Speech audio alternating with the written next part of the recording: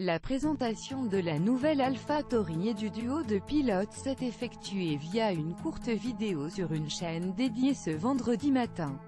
Aux côtés de Pierre Gasly, roulera désormais le jeune japonais Yuki Tsunoda, troisième l'an passé du championnat du monde de F2 et protégé de la maison Honda qui motorise l'écurie italienne.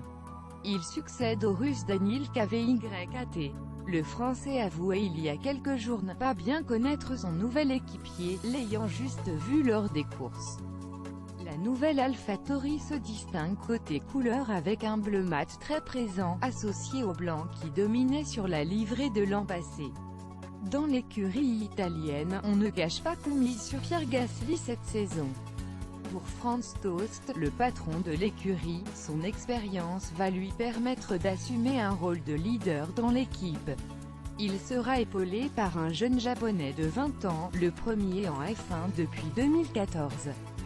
Désormais motorisé par Mercedes, l'écurie McLaren a été la première à dévoiler sa monoplace 2021, la MCL 3.5M que piloteront Lando Norris et Daniel Ricciardo, transfuge de Renault.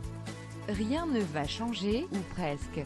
Dans le contexte actuel de pandémie et de réduction des coûts, les écuries se sont mises d'accord pour conserver en 2021 les grandes caractéristiques des châssis créés l'an dernier. Seules les nouvelles règles aérodynamiques visant à réduire l'appui et à favoriser les dépassements obligent à des modifications sur le fond plat et la partie arrière des voitures. Pour le reste, en dehors de quelques jetons de développement autorisés sur le châssis, les équipes devaient se limiter à travailler sur leur moteur et leur carrosserie.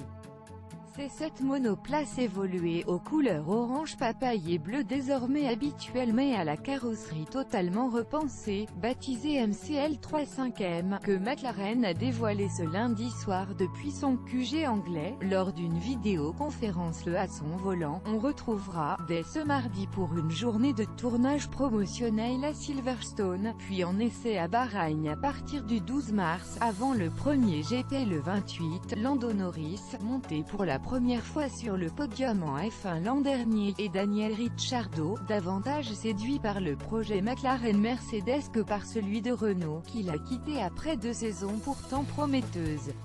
Je dois prendre plus de responsabilités dans l'équipe, annonce Norris en prélude de sa 3e saison avec McLaren.